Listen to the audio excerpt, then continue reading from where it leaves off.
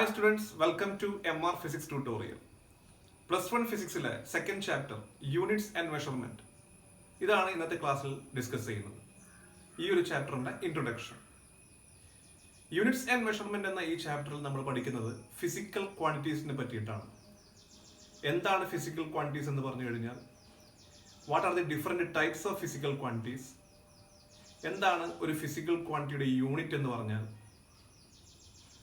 എന്താണ് ഒരു physical ക്വാണ്ടിറ്റിയുടെ dimensional formula, അതുപോലെ ഒരു ഫിസിക്കൽ ക്വാണ്ടിറ്റി നമുക്ക് എങ്ങനെ മെഷർ ചെയ്യാം, ഈ മെഷർമെന്റിൽ ഉണ്ടാവുന്ന എറേഴ്സിനെ പറ്റിയിട്ടും ഈ മെഷർമെന്റിന്റെ അക്യുറസിയെ പറ്റിയിട്ടും പ്രിസിഷനെ പറ്റിയിട്ടും ഒക്കെയാണ് ഈ ഒരു ചാപ്റ്ററിൽ നമ്മൾ ഡിസ്കസ് ചെയ്യുന്നത്. എക്സാം പോയിന്റ് ഓഫ് വ്യൂവിൽ വളരെ ഇമ്പോർട്ടൻ്റ് ആയിട്ടുള്ള ഒരു ചാപ്റ്ററാണ് യൂണിറ്റ്സ് ആൻഡ് മെഷർമെന്റ്. പബ്ലിക് എക്സാമിന് 5-6 മാർക്കിന്റെ ക്വസ്റ്റ്യൻസ് ഈ ചാപ്റ്ററിൽ നിന്നും ചോദിക്കലുണ്ട്. ഈ ചാപ്റ്ററിൽ നമ്മൾ ആദ്യം മനസ്സിലാക്കേണ്ട കൺസെപ്റ്റ് എന്താണ് ഫിസിക്കൽ ക്വാണ്ടിറ്റി എന്നുള്ളതാണ്. നമുക്ക് ഒരുപാട് ഫിസിക്കൽ ക്വാണ്ടിറ്റീസ്, നമ്മൾക്ക് അറിയാവുന്ന ഒരുപാട് ഫിസിക്കൽ ക്വാണ്ടിറ്റീസ് ഉണ്ട്. നമുക്ക് ഫെമിലിയർ ആയിട്ടുള്ള ചെറിയ ക്ലാസ്സുകളിൽ നമ്മൾ പഠിച്ചിട്ടുള്ള ഒരുപാട് ഫിസിക്കൽ ക്വാണ്ടിറ്റീസ് ഉണ്ട്. Length, area, volume, mass, density, time, speed, acceleration, temperature, pressure, ഇങ്ങനെ ഒരുപാട് ഫിസിക്കൽ ക്വാണ്ടിറ്റീസ് നമ്മൾ ചെറിയ ക്ലാസ്സുകളിൽ പഠിച്ചിട്ടുണ്ട്. അപ്പോൾ എങ്ങനെ നമ്മൾക്കൊരു ഫിസിക്കൽ ക്വാണ്ടിറ്റി ഡിഫൈൻ ചെയ്യാം? The quantity that can be measured directly or indirectly is called a physical quantity. നമ്മൾക്ക് അളക്കാൻ പറ്റുന്ന, മെഷർ ചെയ്യാൻ പറ്റുന്ന, നേരിട്ടോ അല്ലാതെയോ മെഷർ ചെയ്യാൻ പറ്റുന്ന ക്വാണ്ടിറ്റീസിനെയാണ് ഫിസിക്കൽ ക്വാണ്ടിറ്റീസ് എന്ന് പറയുന്നത്. ലെങ്ത് നമ്മൾക്ക് മെഷർ ചെയ്യാം, നമ്മൾക്ക് ടൈം മെഷർ ചെയ്യാൻ പറ്റും, സ്പീഡ് മെഷർ ചെയ്യാൻ പറ്റും, ഒരു ബോഡിയുടെ മുകളിൽ ആക്ട് ചെയ്യുന്ന ഫോഴ്സ് മെഷർ ചെയ്യാൻ പറ്റും. അപ്പൊ മെഷർ ചെയ്യാൻ പറ്റുന്ന, ഡയറക്റ്റ് ആയിട്ടോ ഇൻഡയറക്റ്റ് ആയിട്ടോ മെഷർ ചെയ്യാൻ പറ്റുന്ന ക്വാണ്ടിറ്റീസിന് പറയുന്ന പേരാണ് ഫിസിക്കൽ ക്വാണ്ടിറ്റീസ്. ക്ലിയർ? അപ്പൊ എങ്ങനെ നമുക്ക് ഫിസിക്കൽ ക്വാണ്ടിറ്റീസിനെ ഡിഫൈൻ ചെയ്യാം? The quantities that can be measured directly or indirectly are called physical quantities. Direct ആയിട്ടോ അല്ലാതെയോ, നേരിട്ടോ അല്ലാതെയോ നമ്മൾക്ക് അളക്കാൻ പറ്റുന്ന, മെഷർ ചെയ്യാൻ പറ്റുന്ന ക്വാണ്ടിറ്റീസിനെയാണ് എന്ത് പേര് പറയുന്നത്? ഫിസിക്കൽ ക്വാണ്ടിറ്റീസ് എന്ന് പറയുന്നത്. Examples: length, mass, time, speed, acceleration, etcetera. ഒരുപാട് എക്സാമ്പിൾസ് നമ്മൾക്ക് പറയാൻ പറ്റും. ഇനി ഫിസിക്കൽ ക്വാണ്ടിറ്റീസിനെ നമ്മൾക്ക് രണ്ടായിട്ട് തരംതിരിക്കാൻ പറ്റും. We can divide physical quantities into 2 types. 2 types ആയിട്ട് നമുക്ക് ഫിസിക്കൽ ക്വാണ്ടിറ്റീസിനെ തരംതിരിക്കാൻ പറ്റും. അതാണ് ഞാൻ ഇവിടെ ബോർഡിൽ കാണിച്ചിട്ടുള്ളത്. There are 2 types of physical quantities: fundamental quantities and derived quantities. There are 2 types of physical quantities: fundamental quantities and derived quantities. എന്താണ് ഫണ്ടമെന്റൽ ക്വാണ്ടിറ്റീസ് എന്ന് പറഞ്ഞു കഴിഞ്ഞാൽ, അതുപോലെ ഏതൊക്കെയാണ് ഫണ്ടമെന്റൽ ക്വാണ്ടിറ്റീസ്, അതുപോലെ എന്താണ് ഡിറൈവ്ഡ് ക്വാണ്ടിറ്റീസ് എന്ന് പറഞ്ഞു കഴിഞ്ഞാൽ, അതുപോലെ ഏതൊക്കെയാണ് ഡിറൈവ്ഡ് ക്വാണ്ടിറ്റീസ് എന്ന കാര്യം നമ്മൾ മനസ്സിലാക്കണം. ഇൻഡിപെൻഡന്റ് ആയിട്ടുള്ള മറ്റ് ഫിസിക്കൽ ക്വാണ്ടിറ്റീസിനെ ഒന്നും ഡിപ്പെൻഡ് ചെയ്യാത്ത ഫിസിക്കൽ ക്വാണ്ടിറ്റിയെയാണ് ഫണ്ടമെന്റൽ ക്വാണ്ടിറ്റി എന്ന് പറയുന്നത്. ഇൻഡിപെൻഡന്റ് ആയിട്ടുള്ള മറ്റ് ഫിസിക്കൽ ക്വാണ്ടിറ്റികളെ ഒന്നും ഡിപ്പെൻഡ് ചെയ്യാത്ത ഫിസിക്കൽ ക്വാണ്ടിറ്റിയെയാണ് എന്ത് പേര് പറയുന്നത്? ഫണ്ടമെന്റൽ ക്വാണ്ടിറ്റീസ് എന്ന് പറയുന്നത്.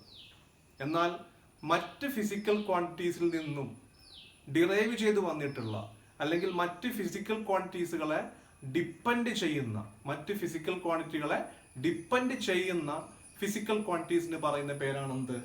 Derived quantities. ശ്രദ്ധിക്കുക, ഇൻഡിപെൻഡന്റ് ആയിട്ടുള്ള മറ്റ് ക്വാണ്ടിറ്റീസിനെ ഒന്നും ഡിപ്പെൻഡ് ചെയ്യാത്ത ഫിസിക്കൽ ക്വാണ്ടിറ്റിക്ക് പറയുന്ന പേരാണ് ഫണ്ടമെന്റൽ ക്വാണ്ടിറ്റീസ്.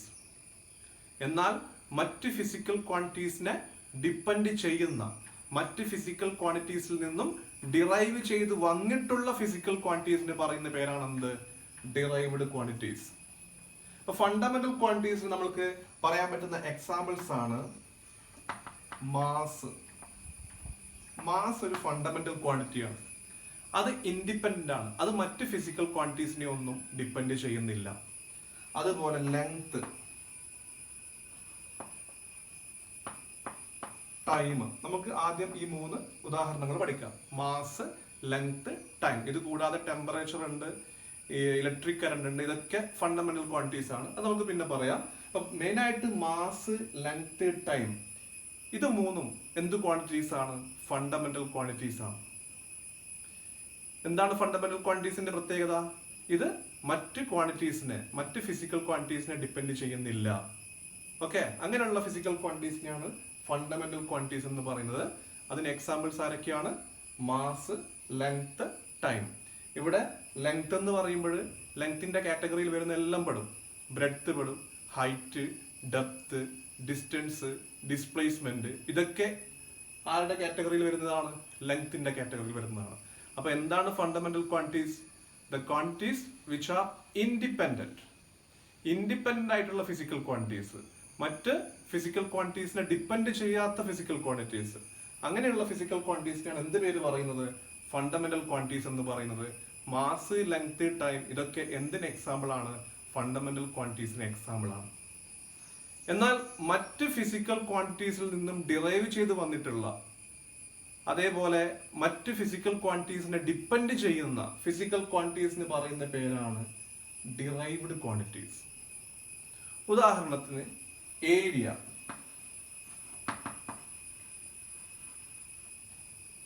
നമുക്കറിയാം ഒരു റെക്ടാങ്കിളിന്റെ ഏരിയ എന്ന് പറഞ്ഞാൽ എന്താണ്? Area of a rectangle is equal to എന്താണ്? ലെങ്ത് ഇൻറ്റു ബ്രെഡ്ത്ത് ആണ്. അവിടെ ലെങ്ത് ആയിക്കോട്ടെ, ബ്രെഡ്ത്ത് ആയിക്കോട്ടെ, ഞാൻ പറഞ്ഞു ബ്രെഡ്ത്തും ലെങ്ത്തിന്റെ കാറ്റഗറിയിൽ വരുന്നതാണ്. അപ്പൊ area equal to length into breadth എന്ന് പറയുമ്പോൾ ഈ ലെങ്ത്തും ബ്രെഡ്ത്തും ഒക്കെ എന്താണ്? ഫണ്ടമെന്റൽ ക്വാണ്ടിറ്റീസ് ആണ്. അപ്പൊ ഏരിയ ആര് ഡിപ്പെൻഡ് ചെയ്യുന്നു? ഫണ്ടമെന്റൽ ക്വാണ്ടിറ്റീസിനെ ഡിപ്പെൻഡ് ചെയ്യുന്നു. അല്ലെങ്കിൽ ഏരിയ ആരിൽ നിന്നും ഡിറൈവ് ചെയ്ത് വന്നതാണ്? ലെങ്ത് എന്ന് പറയുന്ന ഫണ്ടമെന്റൽ ക്വാണ്ടിറ്റിയിൽ നിന്നും ഡിറൈവ് ചെയ്ത് വന്ന ഫിസിക്കൽ ക്വാണ്ടിറ്റിയാണ് ആര്? ഏരിയ. അങ്ങനെയുള്ള ഫിസിക്കൽ ക്വാണ്ടിറ്റീസിനെയാണ് എന്ത് പേര് പറയുന്നത്? ഡിറൈവ്ഡ് ക്വാണ്ടിറ്റീസ് എന്ന് പറയുന്നത്. വേറൊരു ഉദാഹരണം പറഞ്ഞാൽ വോളിയം ഓഫ് എൻ ഒബ്ജക്ട്. നമുക്ക് വോളിയത്തിന് എന്ത് ഇക്വേഷൻ കൊടുക്കാം? Length into breadth into height. Length, ബ്രെഡ്ത്തും ഹൈറ്റും രണ്ടും ലെങ്ത്തിന്റെ കാറ്റഗറിയിൽ വരുന്നതാണ്. അപ്പൊ ഇവര് മൂന്നും ഫണ്ടമെന്റൽ ക്വാണ്ടിറ്റീസ് ആണ്. ഈ മൂന്ന് ഫണ്ടമെന്റൽ ക്വാണ്ടിറ്റീസിൽ നിന്നും ഡിറൈവ് ചെയ്ത് വന്ന ഡിറൈവ്ഡ് ക്വാണ്ടിറ്റിയാണ് ആര്? വോളിയം. അപ്പൊ വോളിയം അത് എന്തിന് എക്സാമ്പിൾ ആണ്? ഡിറൈവ്ഡ് ക്വാണ്ടിറ്റീസിന് എക്സാമ്പിൾ ആണ്. Density of a body. ഡെൻസിറ്റിയുടെ ഇക്വേഷൻ എന്താണ്? Density is equal to mass divided by volume ആണ്. Density is equal to mass divided by volume. അപ്പൊ മാസ് എന്ന് പറയുന്ന ക്വാണ്ടിറ്റിയിൽ നിന്നും വോളിയം എന്ന് പറയുന്ന ഫിസിക്കൽ ക്വാണ്ടിറ്റിയിൽ നിന്നും ഡിറൈവ് ചെയ്ത് വന്ന ഒരു ഫിസിക്കൽ ക്വാണ്ടിറ്റിയാണ് ആര്? ഡെൻസിറ്റി. അപ്പൊ ഡെൻസിറ്റി എന്ത് ഫിസിക്കൽ ക്വാണ്ടിറ്റിയാണ്? ഡിറൈവ്ഡ് ഫിസിക്കൽ ക്വാണ്ടിറ്റിയാണ്. മറ്റ് ഫിസിക്കൽ ക്വാണ്ടിറ്റീസിൽ നിന്നും ഡിറൈവ് ചെയ്ത് വന്ന ഫിസിക്കൽ ക്വാണ്ടിറ്റീസിനെയാണ് എന്ത് പേര് പറയുന്നത്? ഡിറൈവ്ഡ് ഫിസിക്കൽ ക്വാണ്ടിറ്റീസ് എന്ന് പറയുന്നത്, ഡിറൈവ്ഡ് ക്വാണ്ടിറ്റീസ് എന്ന് പറയുന്നത്. എന്നാൽ ഇൻഡിപെൻഡന്റ് ആയിട്ടുള്ള മറ്റ് ഫിസിക്കൽ ക്വാണ്ടിറ്റീസിനെ ഒന്നും ഡിപ്പെൻഡ് ചെയ്യാത്ത ഫിസിക്കൽ ക്വാണ്ടിറ്റീസിനെയാണ് എന്ത് പേര് പറയുന്നത്? ഫണ്ടമെന്റൽ ക്വാണ്ടിറ്റീസ് എന്ന് പറയുന്നത്. മാസും ലെങ്ത്തും ടൈമും ഒക്കെ ഫണ്ടമെന്റൽ ക്വാണ്ടിറ്റീസ് ആണ്. എന്നാൽ area of N object, volume of N object, density of N object, ഇതൊക്കെ എന്ത് ക്വാണ്ടിറ്റീസ് ആണ്? ഡിറൈവ്ഡ് ക്വാണ്ടിറ്റീസ് ആണ്. എന്തുകൊണ്ട്? ഇത് മറ്റ് ഫിസിക്കൽ ക്വാണ്ടിറ്റീസിനെ ഡിപ്പെൻഡ് ചെയ്യുന്നു, അല്ലെങ്കിൽ മറ്റ് ഫിസിക്കൽ ക്വാണ്ടിറ്റീസിൽ നിന്നും ഡിറൈവ് ചെയ്ത് വന്നതാണ് ഈ ഫിസിക്കൽ ക്വാണ്ടിറ്റീസ്. ഏരിയ ആയിക്കോട്ടെ, വോളിയം ആയിക്കോട്ടെ, ഡെൻസിറ്റി ആയിക്കോട്ടെ. ഏരിയ ഈസ് ഈക്വൽ ടു എന്താണ്? ലെങ്ത് ഇൻറ്റു ബ്രെഡ്ത്ത് ആണ്. അപ്പൊ ലെങ്ത്തിനെയും ബ്രെഡ്ത്തിനെയും ഡിപ്പെൻഡ് ചെയ്യുന്നു ആര്? ഏരിയ. അപ്പൊ അല്ലെങ്കിൽ ലെങ്ത്തിൽ നിന്നും ബ്രെഡ്ത്തിൽ നിന്നും ഡിറൈവ് ചെയ്ത് വന്ന ഫിസിക്കൽ ക്വാണ്ടിറ്റിയാണ് ആര്? ഏരിയ. ലെങ്ത്തിൽ നിന്നും ബ്രെഡ്ത്തിൽ നിന്നും ഹൈറ്റിൽ നിന്നും ഡിറൈവ് ചെയ്ത് വന്ന ഫിസിക്കൽ ക്വാണ്ടിറ്റിയാണ് ആര്? വോളിയം. മാസിൽ നിന്നും വോളിയത്തിൽ നിന്നും ഡിറൈവ് ചെയ്ത് വന്ന ഫിസിക്കൽ ക്വാണ്ടിറ്റിയാണ് ആര്? ഡെൻസിറ്റി. ഡെൻസിറ്റി മാസിനെ ഡിപ്പെൻഡ് ചെയ്യുന്നു, വോളിയത്തെ ഡിപ്പെൻഡ് ചെയ്യുന്നു. Speed is equal to distance divided by time എന്നാണ്. ഡിസ്റ്റൻസ് എന്ന് പറഞ്ഞാൽ ലെങ്ത്തിന്റെ കാറ്റഗറിയിൽ വരുന്നതാണ്. Divided by time. അപ്പൊ ലെങ്ത്തിനെയും ടൈമിനെയും ഡിപ്പെൻഡ് ചെയ്യുന്നു ആര്? സ്പീഡ്. അപ്പൊ സ്പീഡ് എന്ത് ക്വാണ്ടിറ്റിയാണ്? ഡിറൈവ്ഡ് ക്വാണ്ടിറ്റിയാണ്. Acceleration is equal to speed divided by time, അല്ലെങ്കിൽ change in velocity divide by time. അതായത് വെലോസിറ്റിനെ ഡിപ്പെൻഡ് ചെയ്യുന്നു, ടൈമിനെ ഡിപ്പെൻഡ് ചെയ്യുന്നു. അപ്പൊ ആക്സലറേഷൻ ഒരു ഡിറൈവ്ഡ് ക്വാണ്ടിറ്റിയാണ്. Force is equal to mass into acceleration. മാസിനെ ഡിപ്പെൻഡ് ചെയ്യുന്നു, ആക്സലറേഷനെ ഡിപ്പെൻഡ് ചെയ്യുന്നു. അപ്പോൾ ഫോഴ്സ് എന്ത് ക്വാണ്ടിറ്റിയാണ്?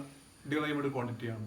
അപ്പോൾ ഇങ്ങനെ ഫിസിക്കൽ ക്വാണ്ടിറ്റീസിനെ നമ്മൾക്ക് രണ്ടായിട്ട് ക്ലാസിഫൈ ചെയ്യാം, fundamental quantities and derived quantities. Independent ആയിട്ടുള്ള മറ്റ് ഫിസിക്കൽ ക്വാണ്ടിറ്റീസിനെ ഡിപ്പെൻഡ് ചെയ്യാത്ത ഫിസിക്കൽ ക്വാണ്ടിറ്റീസിനെയാണ് ഫണ്ടമെന്റൽ ക്വാണ്ടിറ്റീസ് എന്ന് പറയുന്നത്. മറ്റ് ഫിസിക്കൽ ക്വാണ്ടിറ്റീസിനെ ഡിപ്പെൻഡ് ചെയ്യുന്ന മറ്റ് ഫിസിക്കൽ ക്വാണ്ടിറ്റീസിൽ നിന്നും ഡിറൈവ് ചെയ്ത് വന്നിട്ടുള്ള ഫിസിക്കൽ ക്വാണ്ടിറ്റീസിനെയാണ് ഡിറൈവ്ഡ് ക്വാണ്ടിറ്റീസ് എന്ന് പറയുന്നത്. ഓക്കെ, അപ്പോൾ നമ്മൾക്ക് മെഷർ ചെയ്യാൻ വേണ്ടി പറ്റുന്ന ക്വാണ്ടിറ്റീസിനെയാണ് ഫിസിക്കൽ ക്വാണ്ടിറ്റീസ് എന്ന് പറയുന്നത് എന്നുള്ള കാര്യം നമ്മൾ മനസ്സിലാക്കി. അതായത് ഈ ചോക്കിന്റെ ലെങ്ത് എനിക്ക് മെഷർ ചെയ്യാൻ പറ്റും, അപ്പോൾ ലെങ്ത് ഒരു ഫിസിക്കൽ ക്വാണ്ടിറ്റിയാണ്. ഇതിന്റെ മാസ് എനിക്ക് മെഷർ ചെയ്യാൻ പറ്റും, മാസ് ഒരു ഫിസിക്കൽ ക്വാണ്ടിറ്റിയാണ്.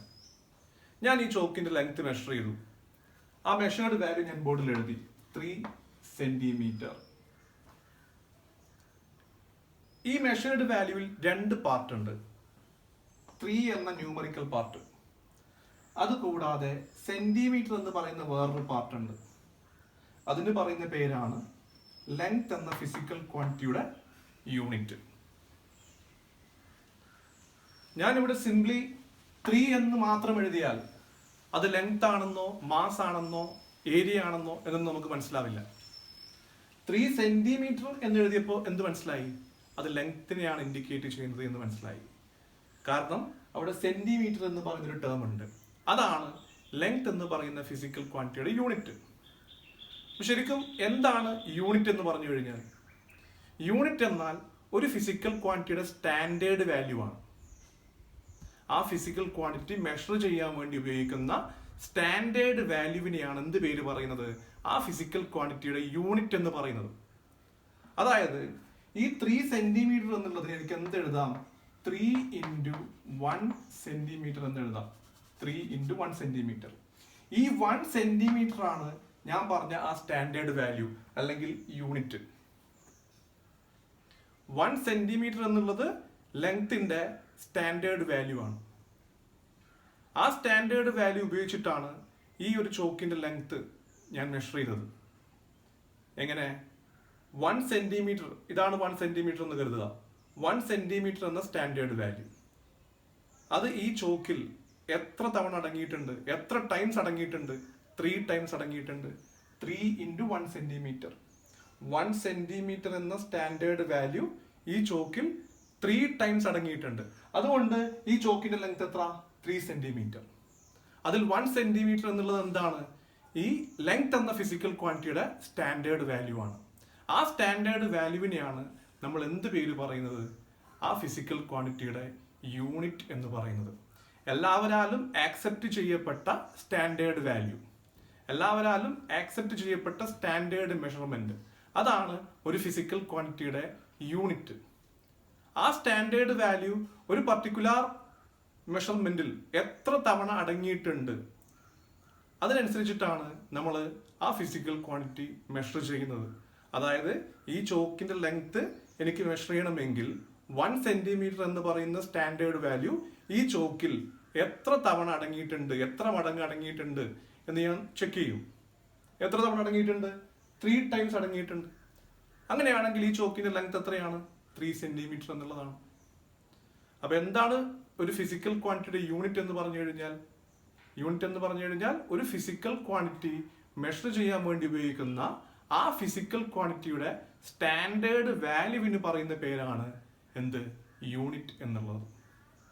ഓക്കെ, നേരെ മറിച്ച് മാസ് ആണെങ്കിലോ, ഈ ചോക്കിന്റെ മാസ് ഞാൻ കാൽക്കുലേറ്റ് ചെയ്യുന്നു. ഈ ചോക്കിന്റെ മാസ് എനിക്ക് 30 ഗ്രാം എന്ന് കിട്ടി. 30 ഗ്രാം എന്ന് പറഞ്ഞാൽ 30 × 1 ഗ്രാം എന്നാണ്. 1 ഗ്രാം എന്നുള്ളതാണ് മാസിന്റെ യൂണിറ്റ്. അത് ഈ ചോക്കിൽ എത്ര തവണ അടങ്ങിയിട്ടുണ്ട്? എത്ര ടൈംസ് അടങ്ങിയിട്ടുണ്ട്? 30 ടൈംസ് അടങ്ങിയിട്ടുണ്ട്. 1 ഗ്രാം എന്ന സ്റ്റാൻഡേർഡ് വാല്യൂ ഈ ചോക്കിൽ 30 ടൈംസ് അടങ്ങിയിട്ടുണ്ട്. അതുകൊണ്ട് ഈ ചോക്കിന്റെ മാസ് എത്രയാണ്? 30 ഗ്രാം എന്നുള്ളതാണ്. ഓക്കെ, അപ്പൊ എന്താണ് യൂണിറ്റ് എന്ന് പറഞ്ഞു കഴിഞ്ഞാൽ? യൂണിറ്റ് എന്ന് പറഞ്ഞു കഴിഞ്ഞാൽ ഒരു ഫിസിക്കൽ ക്വാണ്ടിറ്റിയുടെ മെഷർമെന്റിന്റെ സ്റ്റാൻഡേർഡ് വാല്യൂ ആണ്. ആ സ്റ്റാൻഡേർഡ് വാല്യൂ ഉപയോഗിച്ചിട്ടാണ് നമ്മൾ ആ ഫിസിക്കൽ ക്വാണ്ടിറ്റി മെഷർ ചെയ്യുന്നത്. ഇനി നമ്മൾ പഠിക്കേണ്ടത് യൂണിറ്റ് സിസ്റ്റത്തെ പറ്റിയിട്ടാണ്, ഡിഫറെന്റ് യൂണിറ്റ് സിസ്റ്റത്തെ പറ്റിയിട്ട്. അത് നമ്മൾക്ക് നെക്സ്റ്റ് ക്ലാസ്സിൽ പഠിക്കാം. Okay, thank you.